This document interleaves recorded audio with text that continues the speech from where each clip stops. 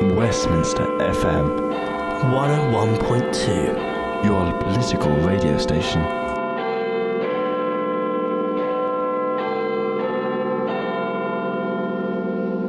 This is Oh What the Dickens with Charles Dickens. For some easy listening and bringing you the key figures of our time, the year is 1864 and we are your Victorian radio station, bringing you the sound of London right to your living room.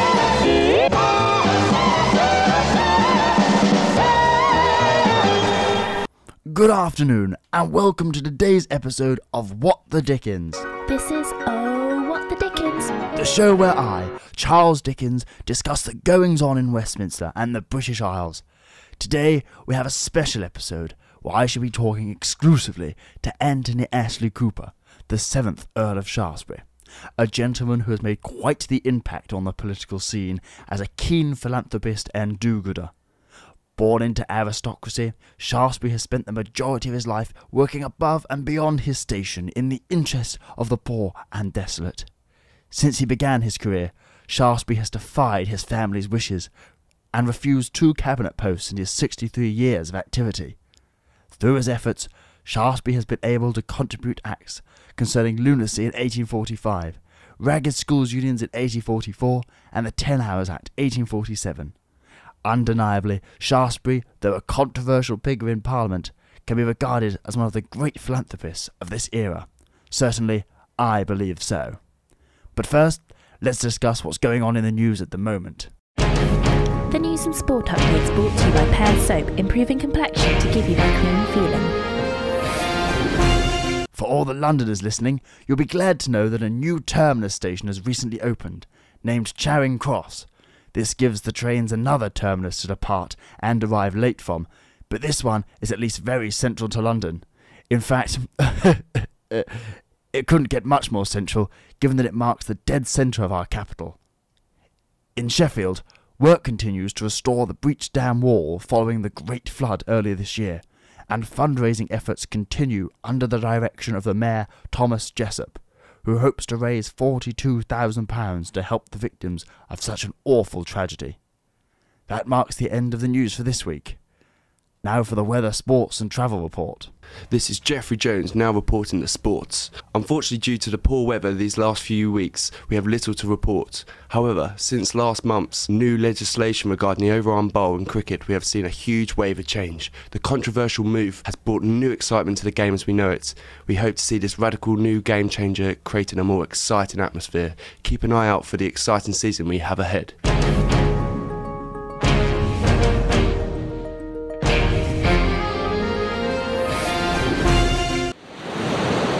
Weather and travel on Westminster FM, brought to you by the Grand National, giving you a flying start to the day. In London currently, a horse and carriage has lost a wheel on Parliament Square, causing huge tailbacks around the Westminster area. It's a mess out there. Make sure you give yourself plenty of walking time if you're heading to the house this morning. If you don't want a mare of a journey this morning, ensure to stay at home until the situation is stable. And now for the weather. The weather in London shows no sign of a break in the rain for the foreseeable future. The weather and travel on Westminster FM, brought to you by the Grand National, giving you a flying start to the day. Now, ladies and gentlemen, it is time to introduce this week's guest of honour, Anthony Ashley Cooper, the 7th Earl of Shaftesbury. Welcome, Lord Ashley. Oops, I think you mean Lord Shaftesbury there. Actually, since 1851 I've been Lord Shaftesbury when I inherited my family's name. Easy slip of the tongue, old chap, not to worry. Do forgive me. Anyway, how are you doing today? It is such a pleasure for you to join us. I'm very well, Charles. It is a lovely day in the city. It's raining. Exactly.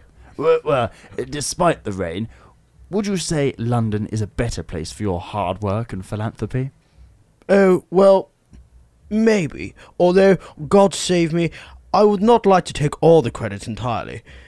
It is through the grace of God that I have undertaken the philanthropic work.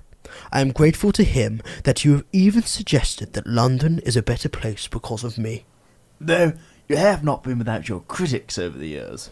Aye, this is true. Well, Mary Carpenter, for one, has been critical of your work concerning ragged schools. I believe she found some of your efforts in the movement did not transcend across all areas of the country. Well, just 2 years ago, Mary complained that the managers of these workhouse schools endeavoured to economise labour, and so did not adequately educate the women in these schools. I completely understand her complaints. With God's aid, I hope to rectify this. Well, what is your latest venture, Lord Shaftesbury? You are a busy man, what with managing your estate down in Dorset, and all this philanthropic work. Surely you are taking a break. Oh, absolutely not, my dear Charles. I will work to my death. God save me to ensure Britain is a better place. My current venture is a reform which will benefit the dear chimney sweeps of London. These poor sweeper boys live a brutal, dreary existence. Being sent down the chimney means these poor children's arms, elbows, legs and knees are rubbed and scraped raw. There is a constant fear of them getting stuck in the stacks, resulting in suffocation, lung damage and even death. They need so much help, and seeing as Parliament was so kind to the children and women in the Mines and Collieries Act of 1842 that I helped pass, that I hope that they will show equal kindness to the children who toil for hours climbing in the dark recesses of our capital's chimneys. I mean, can you imagine it, Charles? The dangers of the job are awful. Suffocation, potentially crushed to death. That is no way for these young boys to meet the Lord. Dear Lord, it sounds absolutely dreadful. So what are your plans with regards to the bill? Well, I hope to advance on my work in the 1814 Act, which raised the minimum age of apprenticeship to 16. With earlier legislation, this was largely ignored due to my absence of any means of enforcement. Sadly, children younger than 10 were still being made to climb chimneys. However, my current act is hopefully going to enforce this rule much more firmly, giving the constabulary the right to arrest any sweepmasters who send underage boys up chimneys to work. And how is that going, Lord Shaftesbury? Very well, thank you. The publication of The Water Babies by Charles Kingsley last year rose awareness about the gross mistreatment of children in this kind of employment. Through its central character, Tom, who was a child chimney sweep. It has helped our effort greatly, allowing us to pass new Chimney Sweepers Regulation Acts. God help us with this victory. Well, I wish you the best of luck in your latest venture, Lord Shaftesbury. We'll be back shortly after this brief advertisement break. This is Oh, What the Dickens with Charles Dickens. For some easy listening and bringing you the key figures of our time, the year is 1864 and we are your Victorian radio station, bringing you the sound of London right to your living room.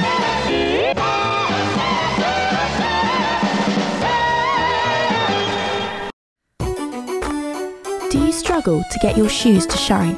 Need clean shoes on a regular basis? Well, look no further. The Shoe Black Brigades are here to help. You can find us throughout London for just £1 to get your shoes shining bright. These young boys are happy to help. Head down to the Strand, Piccadilly, Regent Street, Holborn and the Parks today and look out for our red and blue jackets. Open all day every day excluding special Sundays and holidays. £1 per pair of shoes, not liable for damages, and pickpocketing is a risk. This is Oh, What the Dickens with Charles Dickens. Welcome back, listeners. For those of you just joining us, I am here today with the 7th Earl of Shaftesbury, the philanthropist, aristocratic landowner and politician. Tell me, what do you consider your greatest achievement thus far in your lifetime? Well, in truth, though all of my reforms are equally important in their own right, my heart lies with the Ragged Schools movement. If they were to fail, God knows what would become of me. Allowing these homeless, uneducated, often orphan children to be taught, fed and bathed must surely be my greatest achievement. Getting them off the streets and into education gives these poor children a chance in life, and hopefully, over time, will lay the basis for better society. Not only are children able to benefit from the schools, the desolate and the weak of all ages are able to use the facilities and get themselves an education and learn the Bible. Though God save me, I must admit it is not my own effort. However, this is not to say I am not immensely proud of the 10 Hours Act, which allowed children to spend less time in the factories and more time in the classroom, reducing children's working hours in the factories from often around 18 hours down to 10. It has been a long struggle, what with the acts being amended continuously over my lifetime, but I am immensely proud of what my driving force behind them movement has managed to achieve. Indeed, with God's help, we can endeavour to take them out of the workhouses completely. I agree. These two you single out are very important, Lord Shaftesbury. Indeed, it is in fact hard to think of something that you don't do. Well, Charles, we are only on this good earth for a short period, and one must try and achieve as much as one can before the day of final judgment is upon us. Well, surely you don't need to worry about the next general election now that you've been elevated to the peerage. Oh, Charles, I was not referring to the next general election. I was referring to the second coming of Christ. Ah, yes, that, of course. Well, it appears that you are very motivated by your faith. Would I be right in assuming that? Absolutely, Charles. To live a godly life is my foremost goal on this good earth. With the end nigh, we have to do our good while we can to ensure our place in heaven, to help as many people as possible by using my unique position as a politician with aristocratic influence. I believe I am very well placed to achieve this change. Do you not agree, Charles? Yes, you are very fortunate to be in such a position, Lord Shaftesbury. How did you come to have such a strong faith? Well, that is an easy question. The object of my undying affection for showing me the path to righteousness has to be my childhood maid, Maria Millis. She was more like a mother to me than my actual parents. I feel awful saying this, but it is the sad truth. Now, I am under the impression that for your 8th birthday, she gave you a very particular gift. Yes, indeed. She left me a poem, which she signed, Affectionate Friend A.M.M. Unfortunately, I do not have a poem with me, but she wished me blessing upon my life, and in my life to come. It is a poem which I treasure and will get out whenever I feel down about my philanthropic efforts. She is my inspiration in life, and I would not be the same without her. Well, seeing as you don't have the poem at hand to read, we have a special surprise for you, Lord Shaftesbury. My numerous contacts have been able to track down Maria Millis's diary, and even found a secret recording of this specific extract we think you'll adore. It's so hard watching poor Ashley grow up. I feel there is little in the way of love from his parents, whose upbringing of this child is less than perfect. He has so far grown up with little experience of parental love and rarely sees them. When his parents do take notice of the child, their manner is both formal and frightening, and this is not what a childhood should be like. This is why I have taken it upon myself to be a mother-like figure for Ashley. Like his father, I believe it is important to bring him up in a Christian manner. I feel that it is so important to teach him how to love both God and the Bible. This will enable him to keep his faith and to sustain it for the rest of his life once I have departed from this world. I am immensely touched to hear her kind words. I owe so much to that angel. She gave me her watch upon her deathbed, which I wear even to this day. And what would happen if you lost it, Lord Shaftesbury? Oh, God help me. I would be driven insane. It happened once before. The watch was given to me by the best friend I could ever have in the world. When travelling once, I lost the watch. Needless to say, I was absolutely distraught. And I realised it must have been stolen from my pocket. What the dickens? Anyway, I immediately advertised it in a local newspaper. Obviously, I was devastated. I had to find it. Apparently, a group of thieves who were camping nearby contacted the person who had it, retrieved it from him, and a couple of days later, it turned up on my doorstep. God bless those people who returned the watch back to me. May they have my place in heaven.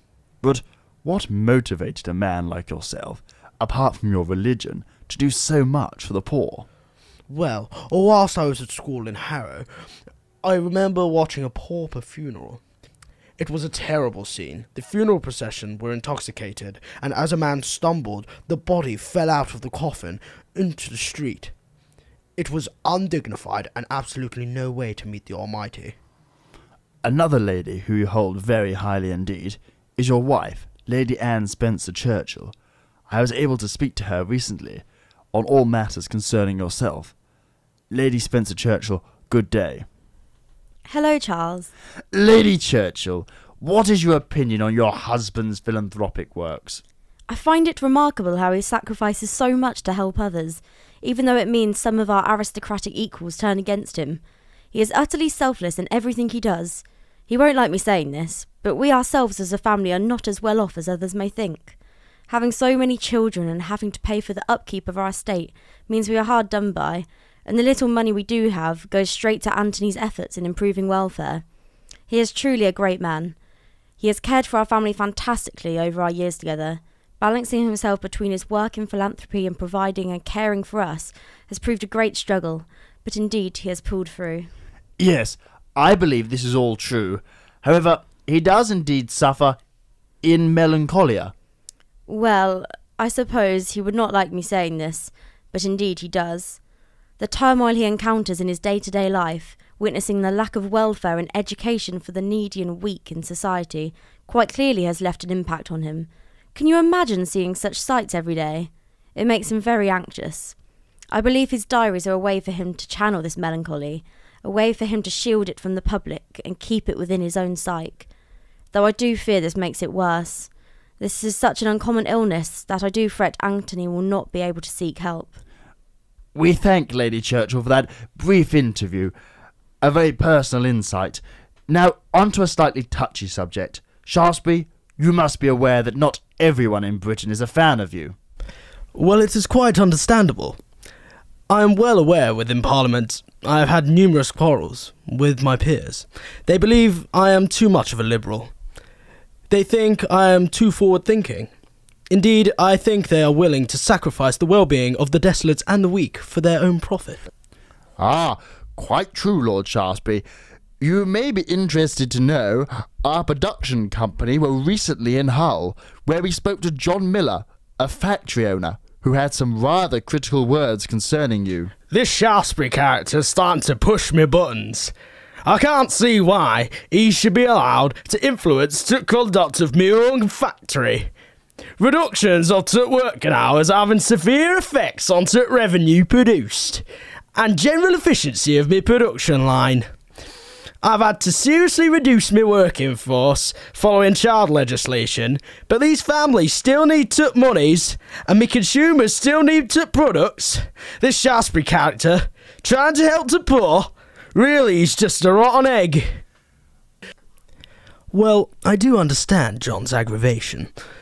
However, the welfare of the employees outweighs the economic results. These people should not be seen as money-making machines, but rather creatures of God. The innocent youth should be entitled to an education before being subject to this slavish working life. Thank you, Shaftesbury. We will continue delving into your works after this short break. This is Oh, What the Dickens with Charles Dickens. For some easy listening and bringing you the key figures of our time, the year is 1864 and we are your Victorian radio station, bringing you the sound of London right to your living room.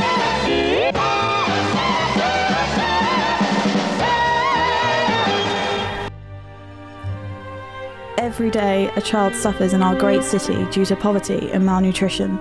The harsh streets of London provide no shelter and comfort for the poor children, and the workhouses are no place for them to grow up. Ragged schools have been making a huge difference to our working class children since their creation in 1843. People of Britain, we need your help. Your donations and support would be appreciated. From just 3p a month, you will support a child, giving them shelter and an education, helping them through this important stage in their life. We will provide children with useful skills to help keep children off the streets so they can give back to society. Please, give now. The Ragged School Programme, working for a brighter Britain. The new sweet sensation taking the capital by storm is Roundtree Confectionery Cocoa Drink. A soft, refreshing drink made from ground cocoa mixed with cocoa nibs, flour and water, sourced from the furthest reaches of the empire, and also containing arrowroot, scientifically known for its medicinal properties. At only 1p a drink, what a bargain. It's coming soon to a store near you. Roundtree's cocoa will be an essential item for your fast-paced Victorian lifestyle. This is Oh, What the Dickens with Charles Dickens. Welcome back, listeners. I am still joined here by Lord Shaftesbury, and we were just discussing the possibility of an autobiography. Oh heavens, I am firmly against the idea, Charles. My dear friend Edwin Hodder has been talking about my diaries for many years now. My diaries will most likely be destroyed after my death, because they would mean nothing to anyone. I merely use them to note down my work and inner thoughts. God knows, sometimes I write almost without thought, purely jotting down my innermost feelings. And of course, Charles, you assume that people will appreciate my work in generations to come. Well, dare I say, what you have achieved in your career will undoubtedly transcend the ages. I, for one, certainly hope your work does not become overshadowed over time. In years to come, who knows, eminent historians may be fighting over the opportunity to transcribe your writings for all the world to enjoy. I must ask, do you want to be remembered, Lord Shaftesbury? Well, God help them first of all in making sense of my handwriting. I do not concern myself with such vanities, in all honesty. I do not wish to be remembered at all, personally. I am just one mere person aiming to do my calling and make Britain a better place for all. I do wish my work to continue, of course, for I do not wish all of my life's works to be in vain. If I am not remembered personally in 150 years, I shall not fret. Though, if the welfare system I've endeavoured to make in reality does not exist in some form in future, hopefully in a better, more invested form, then I would be truly upset. As a society, we need to continue to protect the innocent and the vulnerable. I am just one mere person aiming to make Britain a better place. My work should be remembered, but I need not be. Wise words indeed there, Lord Shaftesbury. Very selfless, might I add. Oh, nonsense. Well, it has been a pleasure, Lord Shaftesbury, and thank you for joining us today. No, thank you for having me today, Charles, and God bless you. Well, that brings us to the end of this week's episode of What the Dickens. Tune in next week, where I'll be joined by a very special guest, Prime Minister Henry John Temple, otherwise known as Lord Palmerston. Westminster FM, 101.2. your political radio station.